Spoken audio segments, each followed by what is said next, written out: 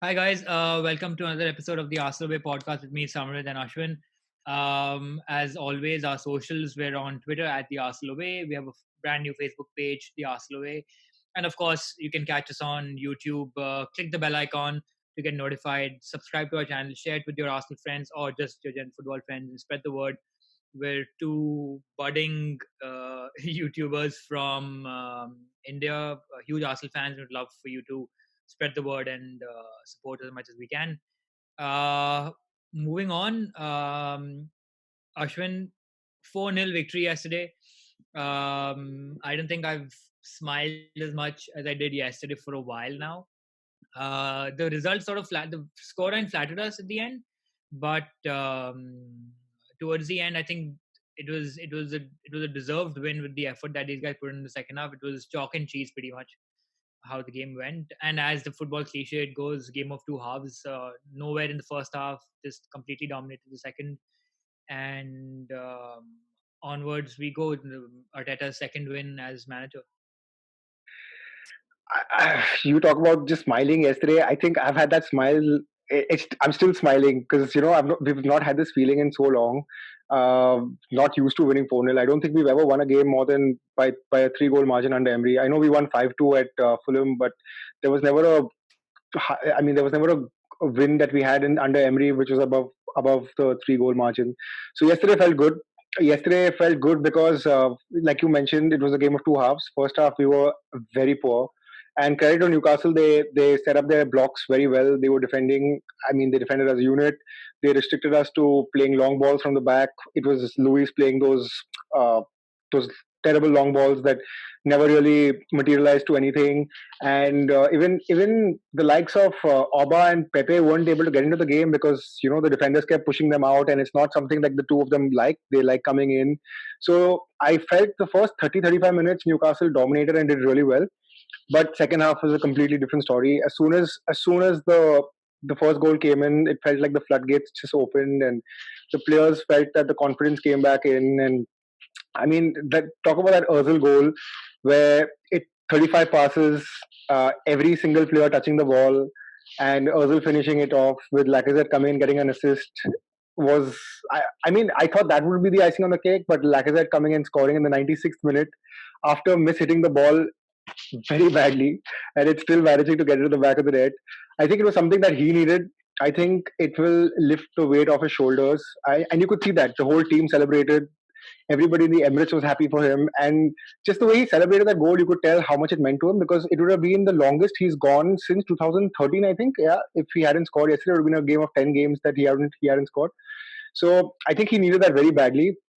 And 4-0, the scoreline does flatter us a little bit. It we weren't. It wasn't a game where it really deserved to be 4-0, but Newcastle were poor in the second half, and they gave away some goals that they really shouldn't have given away. But I'm happy. I'll take it. And as long as this breeds confidence and takes us higher up the table, I mean, we went from 11th to 10th, but I, you know, I don't know. I still feel top five is hard for us to get, because if Chelsea beat United today, Chelsea the gap to top four from seven becomes 10 points to Chelsea, which is top four, and to Spurs, who are currently fifth, is about 6 points to them. I mean, anything can happen, but I still feel that I think it's a little out of our league this year. It's a little out of our reach, and I don't think we'll probably get there. But 4-0, a win, a clean sheet with Mustafi and Luis at the back. I can't ask for anything more. Yeah, you're right. I think so. Let's just talk about how the first half went. It's I remember you. I saw your tweet saying that the players are still in Dubai in the first 20 minutes or so, and it was surprisingly lackluster. I'm not sure why. Maybe it was just some of the newer players getting used to that system. Ceballos maybe coming back in, not being as forthright as he should have been. And Ketia also, maybe they were trying to get used to the system. Um, were you surprised at all by the lineup that he put out? Definitely surprised by both the names that you mentioned. I mean, didn't expect Nketiah to play, and even if he did play Ceballos, I didn't expect him to drop Torreira. I thought he would probably drop Ozil for Ceballos and play him in the number 10. But both those changes, uh, Eddie didn't do that well in terms of. I mean, it would have done well for his confidence that he would have got the position in front of Aubameyang and Lacazette. But I think it did wonders for Ceballos, and it's something that Arteta mentioned in his interview where he said that when Ceballos came back from his injury, his attitude kind of wasn't right, so he wasn't being picked. But ever since he's changed that attitude and he's been training like an animal, that were his words. And he's like, I could not pick him because he was doing really well in training. Um, I don't know how true this is though. When they asked him about no Guendouzi not even on the bench, he mentioned things like it was purely tactical. But I think I read on Twitter somewhere that maybe Arteta is not happy with Guendouzi's attitude. And just before we were doing this pod, I saw another thing that came up on Twitter which spoke about how Guendouzi apparently got high after he thought Arteta has gone back into his room in Dubai. High as in alcohol. They were all intoxicated, and which is why he dropped Guendouzi for bad attitude. I don't know how far it's true. There are some really pixelated images coming out of the Arsenal guys partying in Dubai, but how far it's true, I have no idea. But I don't know. I think it's just very. I tweeted this out today. It's just very convenient for stories like this to emerge mhm. a day after we've had the biggest win of the season, a clean sheet to boot. Um, I don't know. I think it's all smoke and mirrors as these things. I'm sure there's some element of truth to it. Um, if there is, and he's dropped him for disciplinary reasons, great. But because he's setting down a marker that, be it whether you're a young player or whoever, there is a certain standard that's expected and certain behavior that will not be tolerated. So that's great. And then I think someone, for a young coach like Arteta, to establish that authority is very, very essential. Also, I think just with the fact that everyone's along for the ride with Arteta, they've bought into what he's doing. And I think Guendouzi, I think it's being made a bigger deal than it actually is. Um, so let's see how it. I think he'll come back better and hopefully much smarter too after this incident. But you're right. It's not pleasant, but Arteta made the call that he saw was the best for the team. Just moving on from that, what are your thoughts on the goals? I thought Pepe had a really good game. The cross for the first goal was pinpoint. Saka skinning two Newcastle defenders and then setting it up for Pepe. Ozil with the scuffed shot to finish a 35 pass goal, and of course from a really great Laka pass. Just I'm not sure, not many people are talking about that. Um, just on the turn with the man behind him for Laka to set up Ozil, and of course the finish of his shin that you spoke about. It was great for him. You're right. I think we've it'll do great for Laka. I don't think he's going to start very many games, at least not until he's a little bit better in confidence. But your thoughts on Pepe, on Oba playing out wide, on Saka, who just seems to get better and better, and now I think is giving the likes of Kolasinac and Tierney competition, which is how it should be. But just your thoughts on those. Before I get to all the men's players that you mentioned, I want to talk about Ceballos. But I don't want to. I don't want to again seem like I don't want to seem too far ahead of myself. But I think we mentioned this. I think in the start when Ceballos was doing well, and then he went through a patch of being really poor. Um, we we linked him to a Santi Cazorla type of player at the start of the season, right? I don't think he's that player, but I see the value in the sort of way that he can pass in which none of our other defensive midfielders can do, which maybe frees up Ozil a little bit, which gives Ozil that opportunity to be more in the number 10 in and between the lines than him picking the ball up, say at halfway line where he's ineffective, right?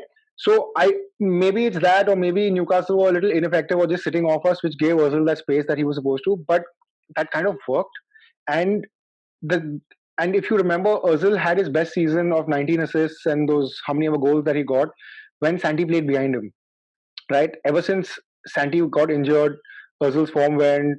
I mean, obviously we went through Wenger's first season, then we went through Unai Emery, who dropped him, didn't play him, right? So for him to come back, we don't really know if it's linked to that, but maybe for me, it's really imperative in the summer that we get a midfielder who can pass through the lines, so that a person like an Özil or whoever our number 10 is doesn't have to come too deep to get the ball.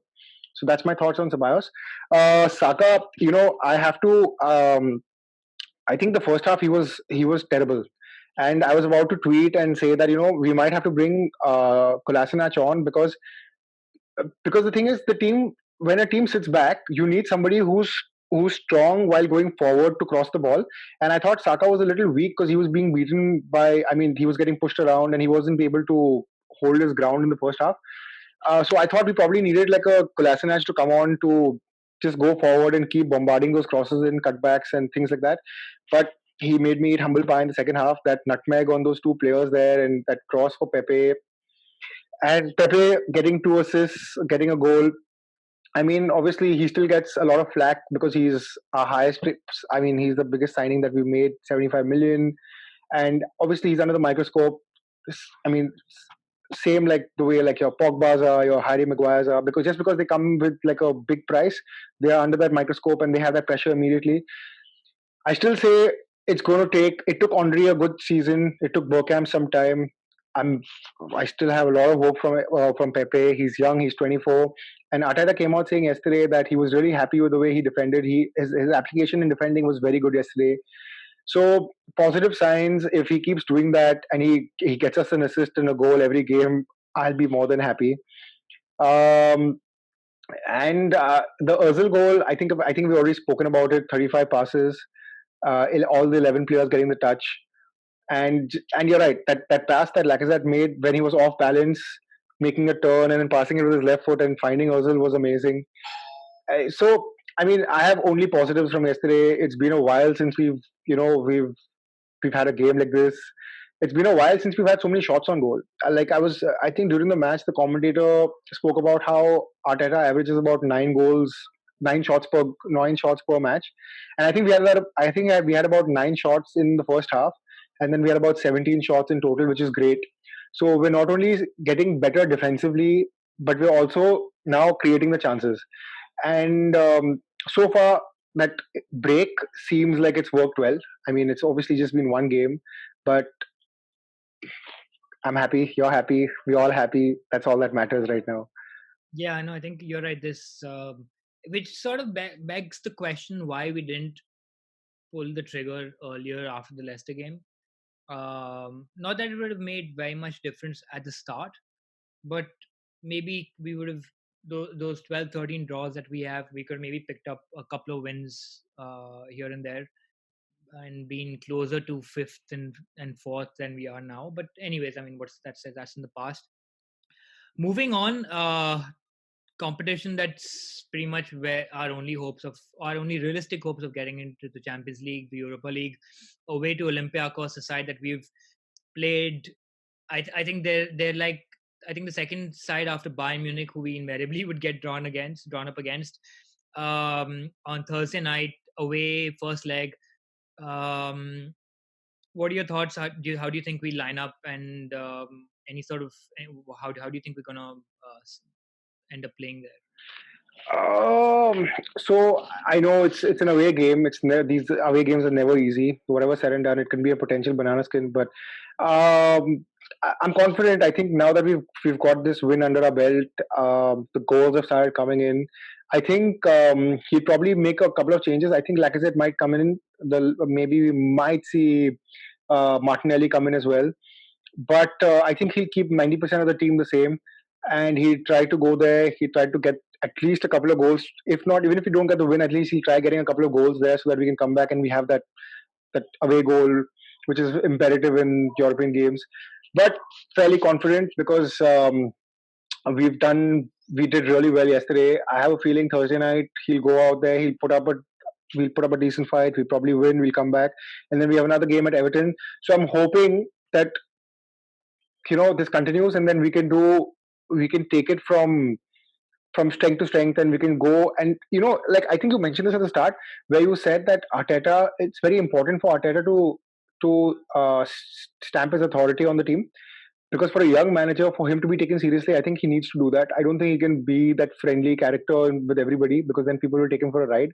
So it's very important for him to do that, and I think that he's doing it. I think he's doing it well. I don't want to judge him too soon, because we've not. I mean, it almost feels knee jerk after yesterday's game. But you, me, both have said it, that it's not about just winning; it's about seeing improvements. And okay, we've not been winning a lot of games, but we've also been harder to break down and beat, which is a good thing. So he's managed to come and stabilize the defense, a defense that consists of David Luiz and Mustafi, and a makeshift left back who's an 18-year-old kid who's never had the season that who's never essentially played for us for so long. So for him to come in and do that and steady the ship, and for him to improve the likes of, say, Xhaka, Ozil, Mustafi, all these guys who we thought were completely dead and finished, is for me already progress and a step up. Right? I'm okay. I mean, you and me both knew the season was dead, was gone. But if we can still somehow sneak in fifth and make it to the semis, or maybe even the finals of the Europa League, it'll be for me, it'll be a positive season. Yeah, no, just and we should have maybe mentioned this earlier and not during the Olympiacos game. Mustafi has looked good since he's come back under. I think he's. It seems like the guy is generally making an effort to cut out stupid mistakes, cut out stupid passes, and not let players not get overawed by or under pressure from situations that he can very easily handle. And he had a good game as well yesterday. But just your point on Europa League, I don't know if I can watch another season of it, because the group stages are pointless. You're not really doing anything until what, late Feb. Um, we'll I'm not sure how we're going to perform in against Olympiacos. I think we'll do decently, but I don't think I can take another season of the Europa League. I don't think, not to necessarily say I don't want to finish as high as possible, but I'd rather us just go all out for the Europa League and just make the kind of effort that we have been playing. And if it works out, great. Whether or not this season will be a success, I think the season is already a write-off, irrespective of whatever happens. I think now it should just be about getting into the Champions League and nothing else. I don't care about us going far in the FA Cup. Fine, if we make it to the final or whatever, that plays out great. But I think for me, it's important, and I've mentioned this in the past as well. It's important that we get Champions League. That money is going to help. If nothing else, it'll just help Arteta just plan better. It'll help the club recruit the kind of players that we want. Otherwise, we're going to keep signing players who just don't not really going to improve the team. It's going to be hit and miss for me trying to sign someone like a Martinelli or a Guendouzi or a Saka, and that's just way too much expectation and hope to be pinned on these folks. So I really hope we can win. With the footballing god sort of take pity on us for the last two seasons that we have had, and we you know end up coming through. And finally, before we end it, your lineup and score prediction for Thursday.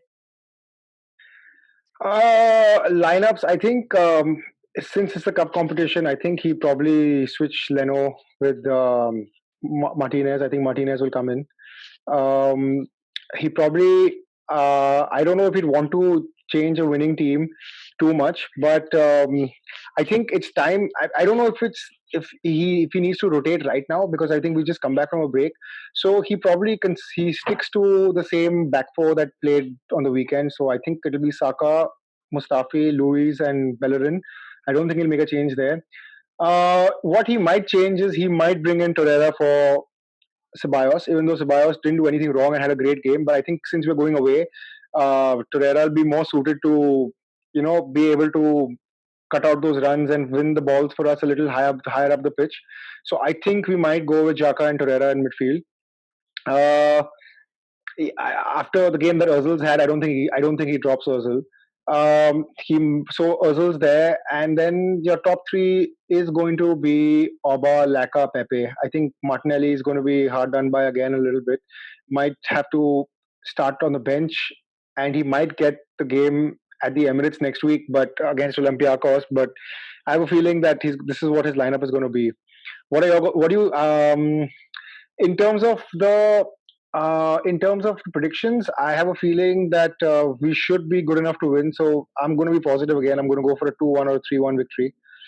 So that's I think so. I think we should be good enough to go beat them. But like I mentioned, I don't think it's easy, and I don't think we should take them lightly. But I think we're good enough to go beat them. So that's my prediction. What are yours? What do you think your lineup will be? I I read somewhere that Mari might be in for a start in the Europa League. I don't think he will, especially not away. I don't think that's the sort of introduction you want to be giving to a player who's just come, a fresh player who not really fit into the team as yet. I think it'll probably be, and I sort of agree with you on the Martinelli piece as well. Um, he'll probably want to get be as professional as possible in the first leg, play with his best lineup. And you're right. I think Torreira gets picked ahead of Ceballos just because we're away. If we're at home, it would probably be Ceballos because to your point, and I concur with you there that Ceballos and Ozil, you need someone to play through the lines. Ceballos and will probably start in at the home leg. I think Torreira was probably uh, being saved for this game. Also because we've got 3 games in 7 days, and Everton is obviously not going to be an easy feat with Ancelotti there, and they've been picking up points here and there as well. So just with that in mind, I think we have a 2 week break before the next leg, or when is the second leg? Or we don't? No, it's Everton followed by the game at home to Olympiacos, and then we have Okay, another there's home no game. break. So No, there's no break. Okay. no. So then I think he'll probably then it will probably be Torreira against Olympiacos, and then he'd probably bring Ceballos back in, and then again maybe play Ceballos in the second leg, and then however he wants to play it. Because the next 5 games, at least in the league, are winnable games that we should be picking up on because we have a very tough April. It's ridiculously hard. It's stupid how tough how that entire month is. Um, so I think we'd probably try and maximize our points because, like I've been saying all along, we just need to go on not even like a 10 game run, like even a 4 or 5 game run of wins, and we'll be right back in the mix. Um, but I'm sorry, I digress. But just in terms of the lineup, I would probably agree with you there. You want to get the job done as fast as possible. In terms of score, I think we'll come away with a couple of away goals. I don't think Olympiacos should be a problem. Um, and yeah, I think come away with a couple of away goals and then finish the job next week. Sorry.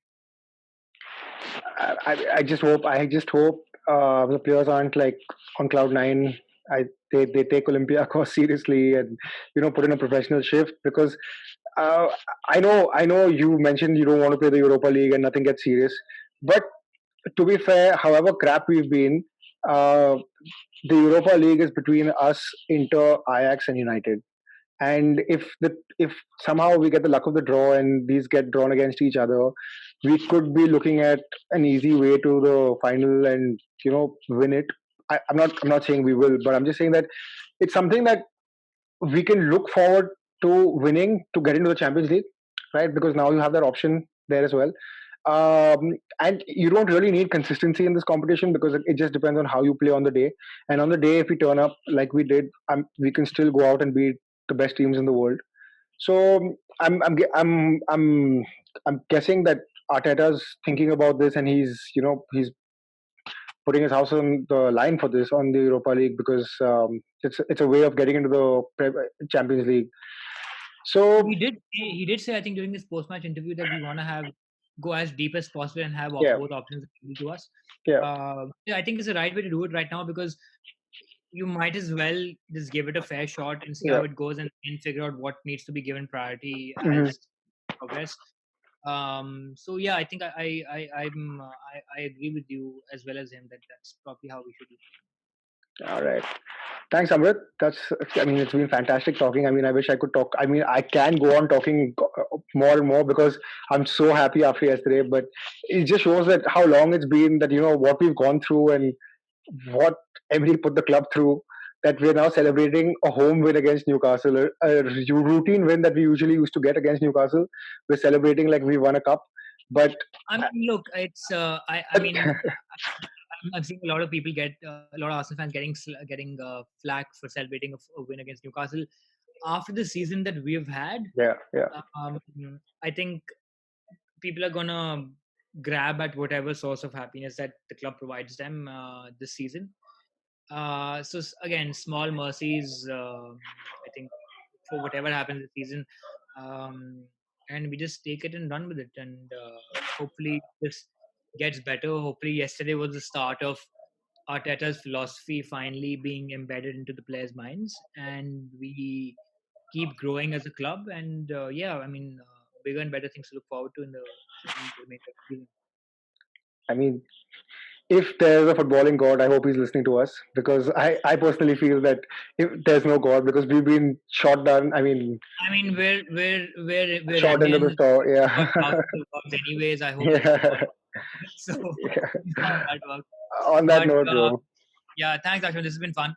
it's been fun. And thank you guys for tuning in. Once again, our socials, we're on Twitter at the Arsenal Way, on Facebook, the Arsenal Way, and of course, we're on YouTube as well. Click the bell icon, subscribe to our channel. Please help us grow. We're really hoping and praying that you guys like our content, and talk to you guys soon.